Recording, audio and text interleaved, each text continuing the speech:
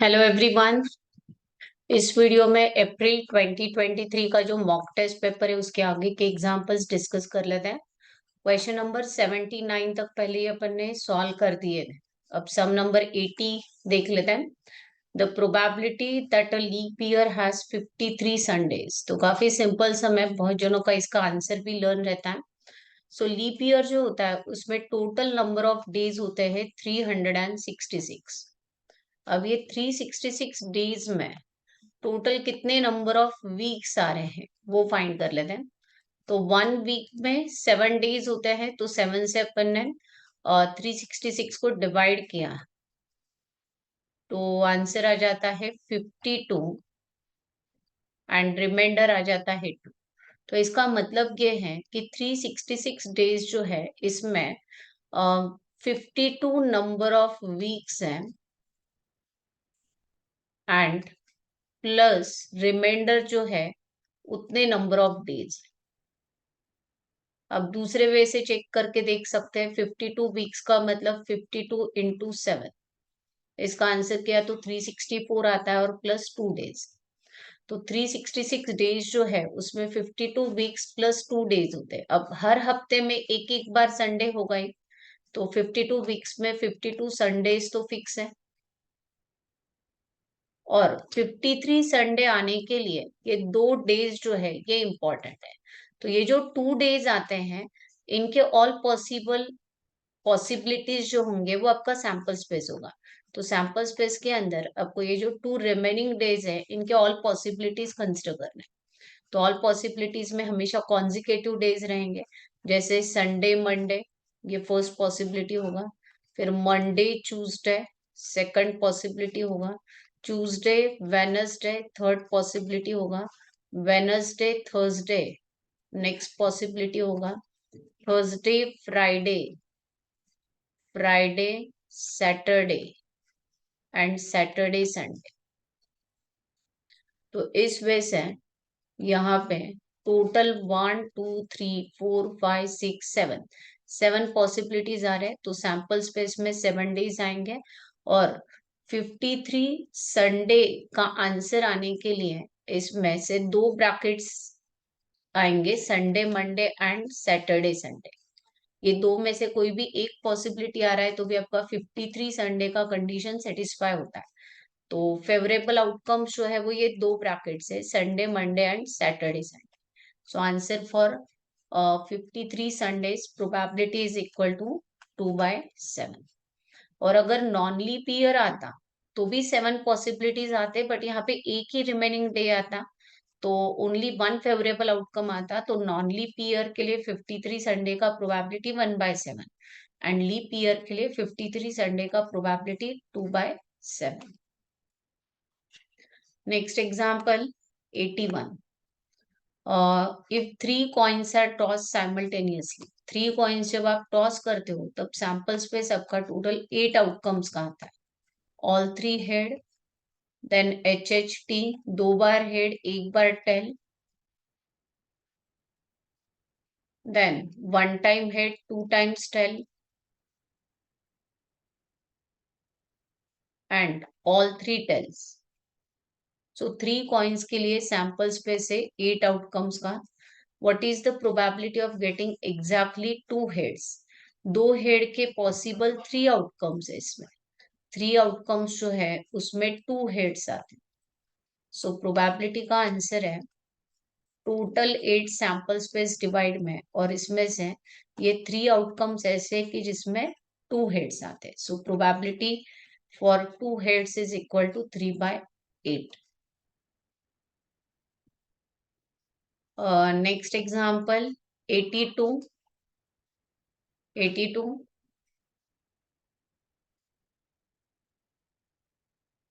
a class contains 10 boys and 20 girls. So number of boys equal to 10 and number of girls equal to 20. Of which half the boys and half the girls have blue eyes. मतलब ये जो 10 boys है इसमें से 5 number of boys जो है उनके blue eyes हैं एंड 20 में से भी half girls that is 10 girls जो है उनके आईज ब्लू है। What is the probability that a student chosen at random. अब एक्सपेरिमेंट क्या है कि कोई भी एक स्टूडेंट को रैंडमली सिलेक्ट कर रहा है, तो इसका मतलब है सैंपल स्पेस जो है वो टोटल नंबर ऑफ स्टूडेंट्स कितने हैं, 10 + 20, दैट इज 30।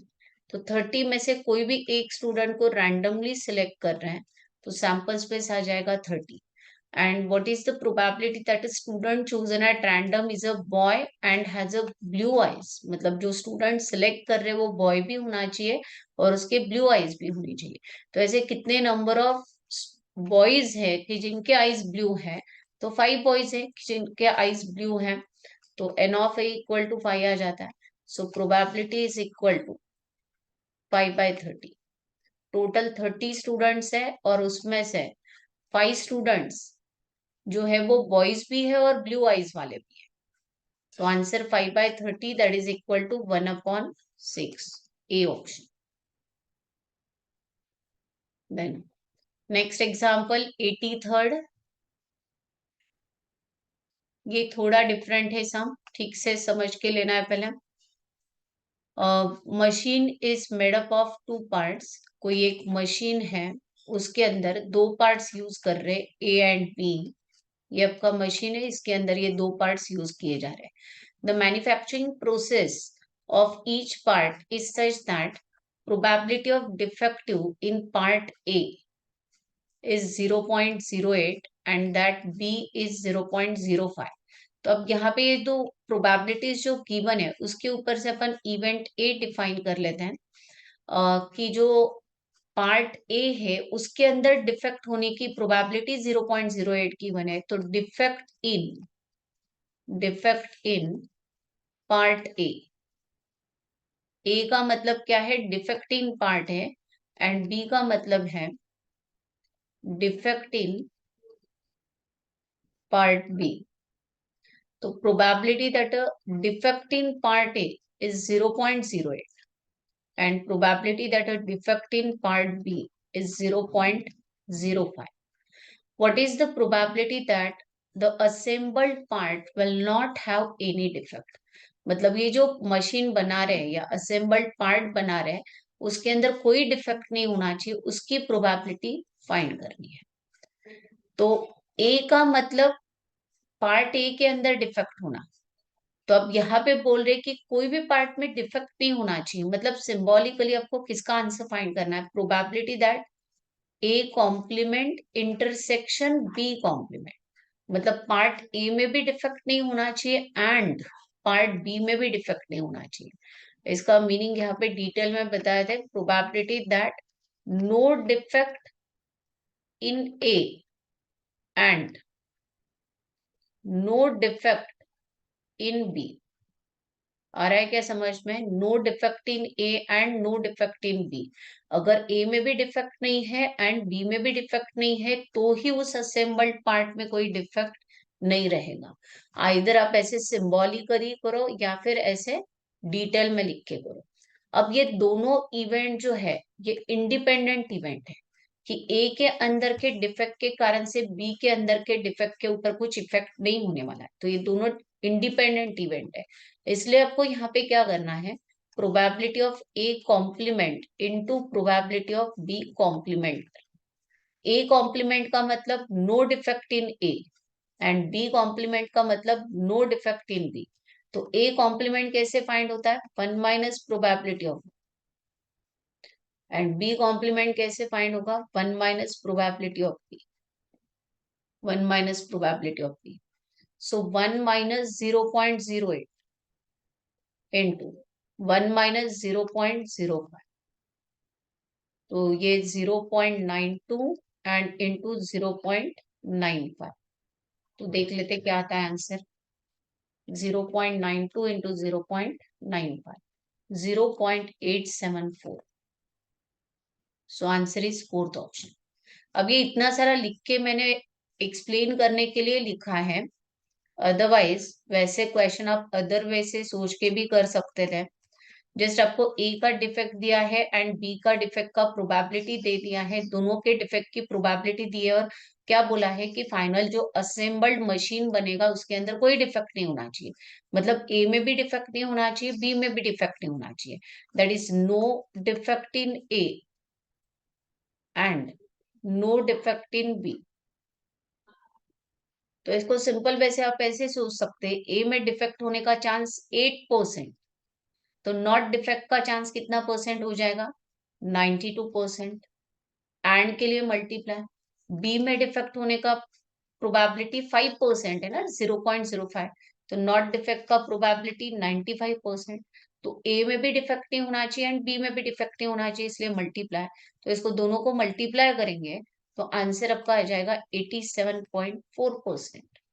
92% मतलब 0.92 एंड 95% मतलब 0.95, मतलब ये आंसर क्या आएगा? 0.874। तो आ गया क्या समझ में? ये वैसे भी आप सोच के कर सकते हैं कि ए में भी डिफेक्ट नहीं होना चाहिए एंड बी में भी नहीं होना चाहिए। ए का डिफेक्ट 8%, बी के अंदर डिफेक्ट 5%, not in A and not in B. B में भी डिफेक्ट नहीं होना चाहिए, ए में भी नहीं होना चाहिए, तो दोनों को 8% है तो 100 - 8 92%, 5% है तो 100 - 5 95%। तो आंसर हो जाता है 87.4%, दैट इज 0.874। ठीक है, देख लेते हैं नेक्स्ट वाला सम क्या है अभी। Yes, next example probability topic से ही है। 84th एग्जांपल, ए बी की प्रोबेबिलिटी गिवन है, इंटरसेक्शन की गिवन है, और ये सिंबल क्या होता है? Conditional probability. Probability of event A given that B has already occurred. तो इसका फॉर्मूला सबको पता है, A intersection B divided by probability of B. So intersection का चांस है 1/6 एंड बी का प्रोबेबिलिटी है 3/4। सो 1/6 इंटू 4/3। सो ये 2 3s are 2 2s are, so answer is 2/9। That is B option. काफी सिंपल सा, हमें स्ट्रेट फॉरवर्ड फॉर्मूला अप्लाई करना है, आंसर फाइंड करना। सो 1/6 into 4/3, 2 3s are 2 2s are, so answer is 2/9। So next one is a number is selected at random from first 50 natural numbers। Experiment क्या है कि कोई एक ही नंबर को सिलेक्ट करना है 50 में से, तो सैंपल स्पेस होगा 50 या फिर 50C1 equal to 50। What is the probability that selected number is multiple of 3 and 4? जो नंबर है वो 3 का भी मल्टीपल होना चाहिए एंड 4 का भी मल्टीपल होना चाहिए। इसका मतलब ये नंबर किसका मल्टीपल होना चाहिए? ऐसे कौन सा नंबर है कि जो 3 एंड 4 दोनों से डिवाइड होता है?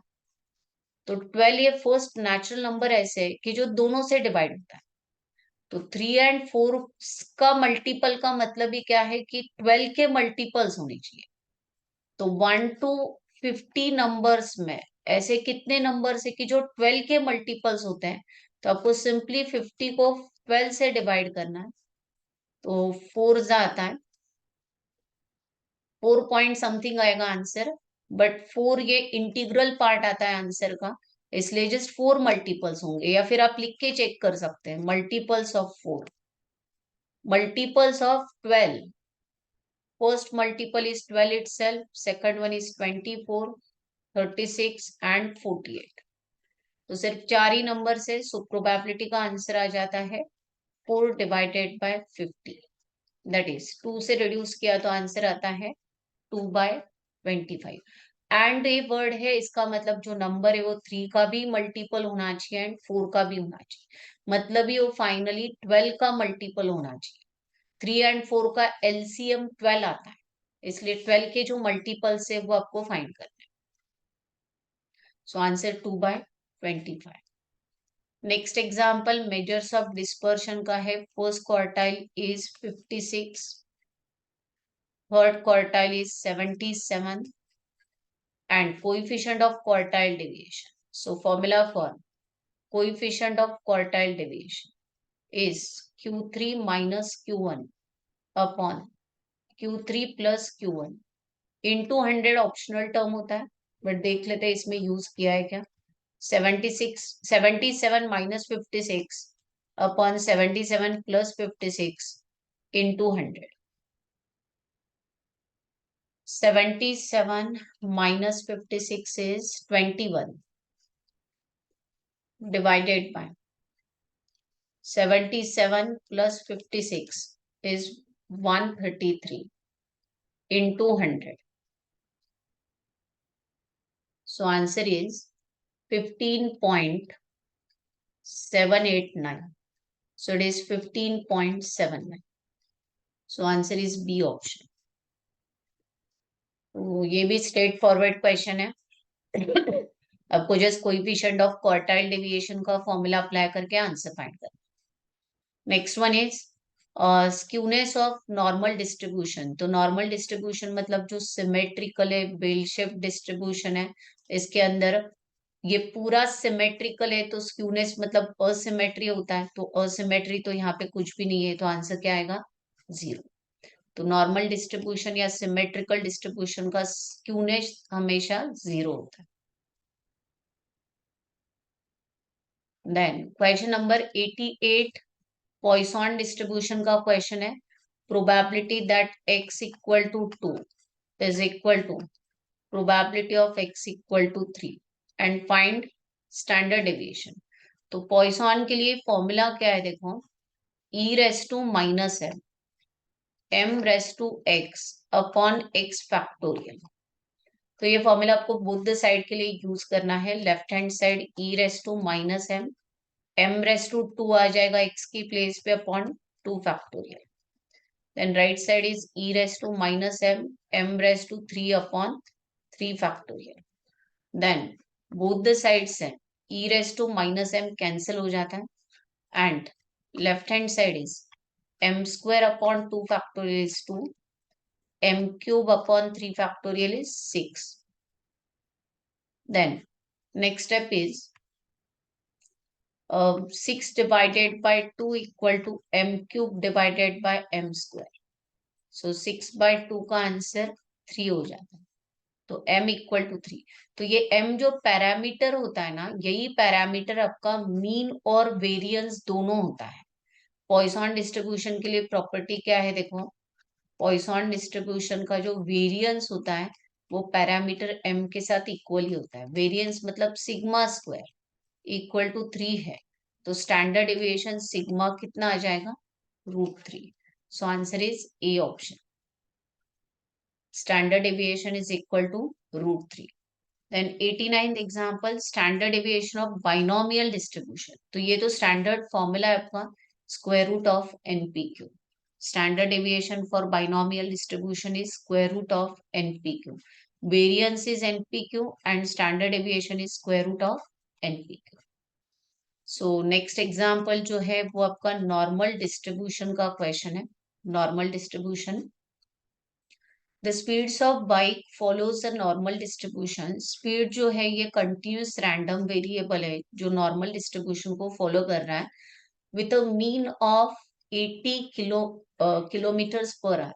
तो जो मीन है वो नॉर्मल में म्यू से डिनोट किया जाता है। सो म्यू इक्वल टू 80 है। Standard deviation is 9.4. What is, find the probability that a bike picked at random is traveling more than 95 kilograms per hour. तो आपको प्रोबेबिलिटी जो फाइंड करनी है वो x ग्रेटर देन 95 के लिए फाइंड करनी है।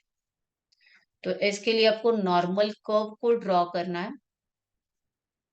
नॉर्मल कर्व जो है उसके ऊपर से फाइंड किया जाता है। सो ये आपका नॉर्मल कर्व है जिसके सेंटर में ये मीन होगा 80, इस साइड में माइनस इंफिनिटी, इस साइड में प्लस इंफिनिटी, सॉरी यहाँ पे माइनस और यहाँ पे प्लस। देन 95 जो है वो 80 के राइट में होगा।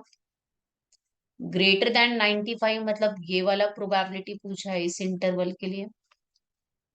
तो इसका आंसर फाइंड करने के लिए आपको ये जो नॉर्मल वेरिएबल्स होते हैं वो जेड में कन्वर्ट करने हैं। क्या याद सबको, जेड का फॉर्मूला होता है x minus mu upon sigma. So 95 के लिए z क्या आएगा, देखो ये x की वैल्यूज है तो 95 माइनस मीन का वैल्यू 80 है अपॉन 9.4, तो इसका आंसर आ जाता है 15 divided by 9.4 is 1.595, but bracket में यहाँ पे ये 1.6 दिया है, तो इसको अप्रोक्सीमेटली 1.6 लिख देते हैं, तो इसका z का वैल्यू 1.6 आ जाता है। और ये जो 80 है इसका z 0 ही होता है हमेशा सेंटर में, 80 माइनस 80 0/9.4। तो अभी ये जो ब्रैकेट में वैल्यू गिवन है p ऑफ z या p ऑफ 1.60 इज 0.4452, ये वैल्यू हमेशा जो अपन टेक्स्ट बुक में से टेबल के ऊपर से वैल्यूज निकालते थे, वो वैल्यू हमेशा ये नंबर जो है इसके रिलेटेड जो भी नंबर टेबल में होता था वो वैल्यू इसके बिटवीन का रहता था। मतलब यहाँ पे उन्होंने ये जो वैल्यू दिया है, ये वैल्यू इसके बिटवीन का वैल्यू दिया हुआ है कि 1.6 के लिए z वैल्यू इतना है, मतलब ही 0 और 1.6 के बिटवीन का जो एरिया है वो 4452 है। तो ये वाला एरिया फाइंड करने के लिए आपको 0.5 में से ये नंबर लेस करना है। 0.5 इसलिए क्योंकि ये हाफ कर्व जो है ये 0.5 का है, उसमें से माइनस करेंगे तो ये रिक्वायर्ड एरिया आएगा। तो 0.5 minus 0.4452, 0.5 minus 0.445. So answer is 0.0548, 0.0548। तो आ गया होगा समझ में, ये z वैल्यू ऑफ 1.6 जो गिवन है वो ये एरिया हमेशा मीन वैल्यू और इस नंबर के बिटवीन का एरिया होता है। तो बियॉन्ड का एरिया फाइंड करने के लिए 0.5 में से आपको ये माइनस करना है। So answer is A option. Next example, the equations of two regression lines given है and find the correlation coefficient। तो इसको फाइंड करने के लिए बहुत ही सिंपल शॉर्टकट था, शॉर्टकट से कर सकते हैं या प्रॉपर मेथड से कर सकते हैं। चलो शॉर्टकट से दिखा देते हैं। ये फर्स्ट इक्वेशन है और ये सेकंड इक्वेशन है। तो इसके लिए आपको मैंने शॉर्टकट ऐसे दिया था कि हमेशा आप आर स्क्वायर का वैल्यू फाइंड करो और उसको फ्रैक्शन में लिखो, ये क्रॉस मल्टीप्लाई करके। तो 4 × 4 डिवाइडेड बाय 3 × 3, तो ये आंसर आता है 16/9। बट ये आर स्क्वायर हमेशा आपको चेक करना है कि ये 1 से ग्रेटर है या स्मॉलर। आर स्क्वायर की वैल्यू हमेशा 1 से स्मॉलर आनी चाहिए और ये आ रही है ग्रेटर, इसलिए ये आपका रॉन्ग होगा आंसर। तो अगर ये ग्रेटर देन 1 आ रहा है तो इसको आपको रेसिप्रोकल करके लेना है। मतलब आर स्क्वायर क्या लिखना है, 9/16, एंड फिर इसका स्क्वायर रूट निकालेंगे तो 3/4 आ जाएगा। इसका स्क्वायर रूट आता है 3/4। बट अब इसका आगे साइन क्या होना चाहिए, तो ये जो फर्स्ट इक्वेशन या सेकंड इक्वेशन है दोनों में से कोई भी इसका स्लोप आप देखो, स्लोप -a/b होता है, तो स्लोप यहाँ पे निगेटिव आ रहा है ना, इसलिए आर के लिए साइन क्या देना है, निगेटिव। तो आंसर इज -0.75। जो लोगों ने भी लेक्चर्स अटेंड किए उनको पता है ये शॉर्टकट कैसे था। ये जिस क्रॉस मल्टीप्लाई करके इनका रेशो निकालना था, और ये जो रेशो है ये अगर 1 से एक्सीड हो रहा है तो फिर आपको ये रेशो का रेसिप्रोकल एज आर स्क्वायर के लिए लेना। एंड फिर साइन जो है आर के लिए, वो साइन इसके स्लोप के ऊपर से डिसाइड करनी। अगर स्लोप पॉजिटिव होगा तो आर का साइन भी पॉजिटिव होगा, स्लोप निगेटिव आ रहा है तो आर का साइन भी निगेटिव है। So answer is -0.75, that is A option. Then ये तो जस्ट आपको यहाँ पे रिग्रेशन इक्वेशन के ऊपर से x और y का मीन फाइंड करना है। तो रिग्रेशन इक्वेशन का जो पॉइंट ऑफ इंटरसेक्शन होता है वही x बार y बार होता है। तो ऑप्शन वाइज चेक कर सकते हैं, ये x बार है और ये y बार है। ये इसमें पुटअप करके देखो आंसर 0 आता है क्या। 2 × -1, 3 × -1 +1, -2 -3 +1, पॉसिबल ये नहीं है। बी ऑप्शन के लिए चेक करके देख लो। अभी बी ऑप्शन के लिए जो भी वैल्यूज इक्वेशन को सेटिस्फाई करेंगे वो आपका आंसर रहेगा। -1, 2 × -1 +3 × 1 +1, -2 +3 +1, नहीं हो रहा है। ये भी ऑप्शन पॉसिबल नहीं है। ज्यादा करके पॉजिटिव वाले आंसर ही पॉजिटिव आंसर ही सिलेक्ट करना है। पॉजिटिव ऑप्शन को ही चेक करके देख लो, मतलब डायरेक्टली अपन चेक कर लेते हैं ये वाले ऑप्शन के लिए, 2 एंड 3 के लिए। नहीं, इसके लिए भी नहीं होगा। सी के लिए देख लो, 2 into 1, 3 into -1 +1, तो 2 - 3 +1, यस, 0 राइट है। और यहाँ पे भी चेक कर लो, 5 into 1, 6 into -1 +1, so 5 - 6 +1, yes right, 6 - 6 0, तो answer is C option. x bar equal to 1 and y bar equal to -1। Either आप साइमल्टेनियसली सॉल्व करो या ऑप्शन वाइज चेक कर लो।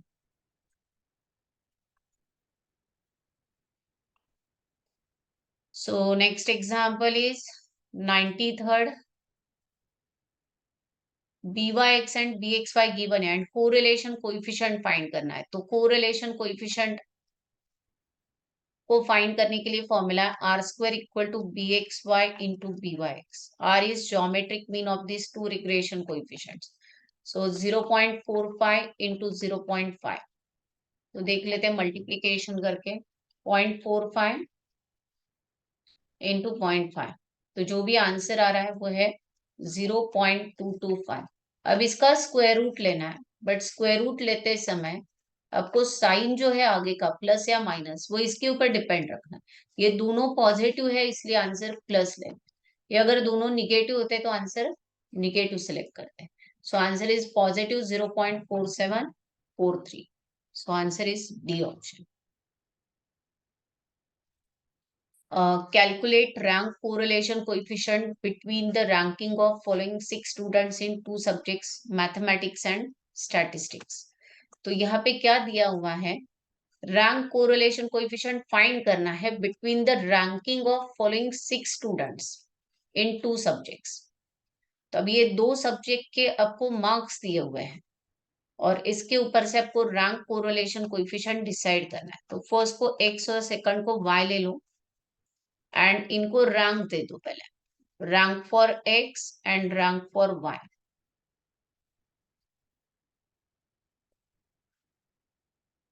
अब इसमें सबसे ग्रेटेस्ट कितने वैल्यूज है, 1 2 3 4 5 6, तो यहाँ पे 6 रोज बना देते हैं, 6 रोज बना दिया। अब सबसे ग्रेटेस्ट वैल्यू जो है वो एज अ फर्स्ट रैंक है, तो 10 मार्क्स जिसको मिले हैं उसको फर्स्ट रैंक देना है। देन 8 जो है उसको सेकंड रैंक देना है, ऊपर से थर्ड। देन 7 वाले को थर्ड रैंक देना है, यहाँ पे थर्ड। 5 वाले को फोर्थ रैंक देना है एंड 4 जिसको मिल रहे हैं मार्क्स उसको फिफ्थ रैंक देना है एंड 3 मार्क्स जिसको मिल रहे हैं उसको सिक्स्थ रैंक देना है। तो ये जो मैथमेटिक्स सब्जेक्ट के मार्क्स है उसको देख के यहाँ पे रैंक दे दी। अब उसके बाद यहाँ पे जिसको 9 मार्क्स मिले हैं उसको फर्स्ट रैंक देना है, तो 1 2 3, सॉरी 3 नहीं, फर्स्ट रैंक आएगा यहाँ पे। जिसको 8 मार्क्स मिल रहा है उसको सेकंड रैंक देना है, जिसको 6 मार्क्स मिल रहा है उसको थर्ड रैंक, 4 वाले के लिए फोर्थ रैंक, देन 2 मार्क्स जिसको मिल रहा है उसको फिफ्थ रैंक और 1 मार्क्स जिसको मिल रहा है उसको सिक्स्थ रैंक। फिर यहाँ पे रैंक का difference and difference square find करना है। तो डिफरेंस क्या आता है, 6 - 3 3, 3 square is 9, then 4 - 4 0, 0 square is 0, 2 - 1 is 1। ये डिफरेंस बिटवीन रैंक्स होता है 1। Then 5 - 2 is 3, 3 square is 9, 3 - 6 is -3 square is 9, and finally 1 - 5 is -4 square is 16। तो summation of D square check कर लो क्या आता है, 9 + 1 10, या 9 + 9 + 9 27 + 1 28 + 16 एंड वाला 44 आता है डी स्क्वायर के वैल्यूज। तो ये समझ में आएगा, यहाँ पे बहुत ही डायरेक्ट कर दिया मैंने, बट आप लोगों को समझ में आ सकता है। ये पहले 2 कॉलम्स लिखने थे गिवन वाले और उसके आगे रैंक के वैल्यूज लिखने थे। अब रैंक कोरिलेशन कोएफिशिएंट का फॉर्मूला है 1 minus 6 times summation of D square upon N square minus 1। तो ये फॉर्मूला में वैल्यूज को पुटअप करना है। 1 माइनस 6 इंटू 44 और n का वैल्यू 6 है, तो 6 इंटू ब्रैकेट 36 माइनस 1। तो ये 6 और 6 कट होता है, 1 माइनस 44 बाय 35। तो निगेटिव में आंसर आ रहा है, सो ये answer -1, so it is equal to -0.257, so it is -0.26, so answer is E option। तो इस क्वेश्चन में ये रैंक नहीं थे, आपको खुद को रैंक देख के लेने थे। सबसे ग्रेटेस्ट मार्क्स जिसको है उसको अपन ने फर्स्ट रैंक दिया, फिर उससे स्मॉलर वाले को सेकंड रैंक देना है। तो इस वजह से ग्रेटेस्ट से लेके स्मॉलेस्ट तक आपको 1 2 3 4 ऐसे रैंक देना है। एंड वाई डेटा सेट के लिए 9 हाईएस्ट था, इसलिए थर्ड नंबर पे था वो, उसको फर्स्ट रैंक दे दिया। तो इस वजह से आंसर है A option. Next example 95th, y is dependent variable and x is independent variable। y dependent है एंड x इंडिपेंडेंट है, तो regression equation y on x होगा ये। Standard deviation of x on y, standard deviation of x and y, मतलब sigma x and sigma y are 5 and 8 respectively. Correlation coefficient between x and y, correlation coefficient r होता है, और find करना है regression coefficient y on x। ये लिखने की कुछ जरूरत नहीं थी, ये वाला टर्म कुछ जरूरत नहीं थी उसकी।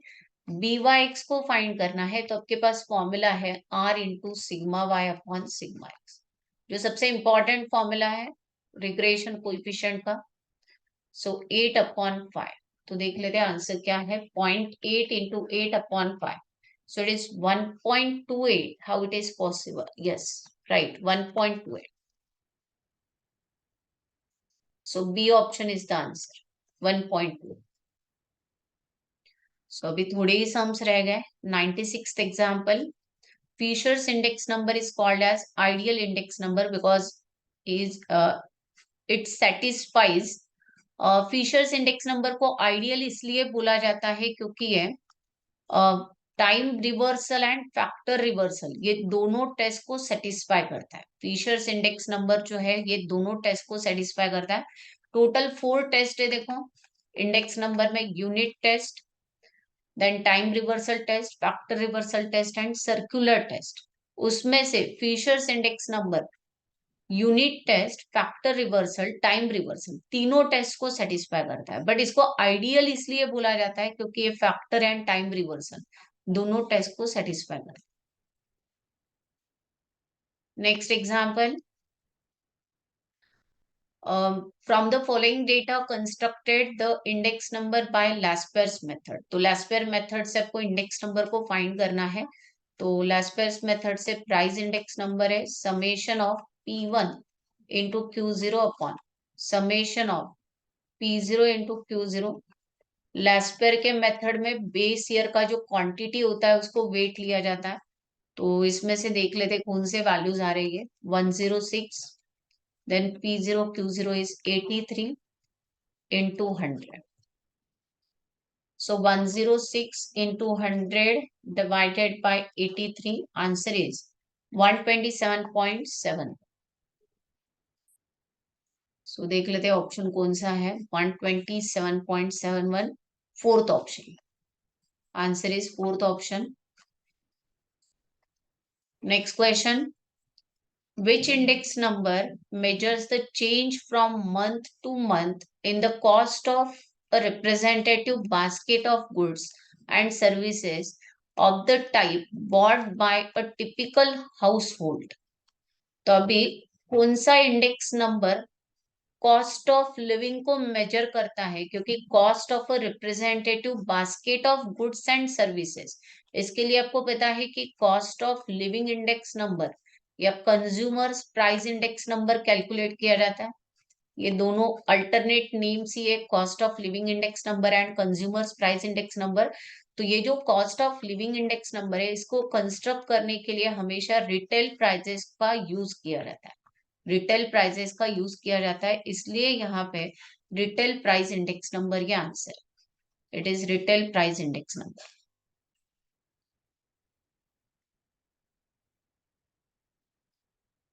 Next one is Fisher's index number and Paasche's index number given है 150 एंड 144 एंड आपको लास्ट पेयर का इंडेक्स नंबर फाइंड करना है। तो Fisher's index number is geometric mean of Laspeyres and Paasche's index number. Fisher's is 150, Laspeyres find करना है, और Paasche's is 144। तो squaring both the sets, 150 square is equal to L into 144। तो 150 square का answer आता है 22500 upon 144 is equal to Laspeyres index number. तो 22500 divided by 144, 156.25। So last pair's index number is 156.25.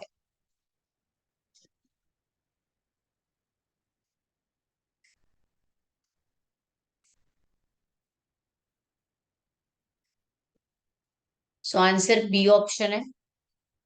Then in price index number, when a new commodity is required to be added, which of the following index is used?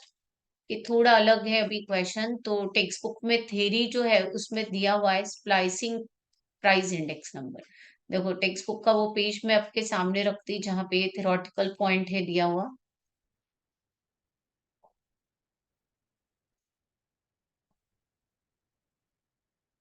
हाँ, तो text book में देखो यहाँ पे दिया हुआ है splicing of price index number में। स्प्लाइसिंग का मेथड कब रिक्वायर्ड होता है? It may also be necessary on account of a new method of calculation और the inclusion of new commodity in the index. मतलब अगर आपने कोई नई कमोडिटी ऐड कर ली है, इंक्लूड कर ली है इंडेक्स नंबर के कैलकुलेशन के लिए, तो उस केस में स्प्लाइसिंग का यूज करना पड़ता है। तो जो आंसर है वो है splicing price index number, that is B option. तो ऑल सम्स कंप्लीट हो गए।